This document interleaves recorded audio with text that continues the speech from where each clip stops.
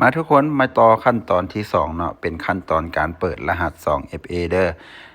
ขั้นตอนทำผิดเนาะให้ทุกคนไปที่ขีด3ขีดทางเทิงเบื้องซ้ายมือแล้วไปที่ซื้อลิ้นของเฮาเนาะหลังจากนั้นเลื่อนลงมา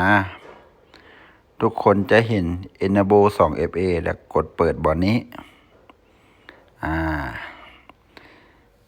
ขั้นตอนนี้เนาะใส่พาสเวิร์ดใส่พาสเวิร์ดของเรา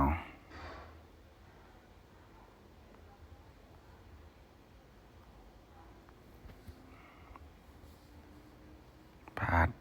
แล้วก็ Copy เอาตัวนี้เนาะแล้วไปที่แอป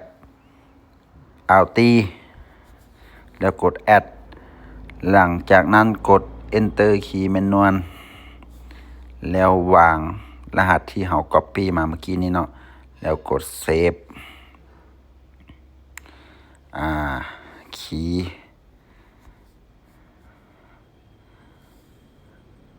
เอาสีฟ้านี่ก็ได้เนาะหลังจากนั้นกด Continue ใส่ชื่อเขาเนาะ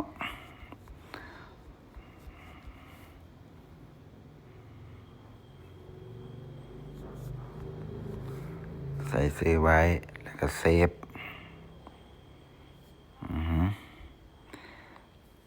หลังจากนั้นกลับไปที่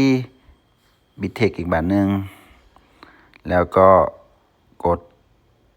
เซ็นโค้ดไปที่ Gmail เนาะ Gmail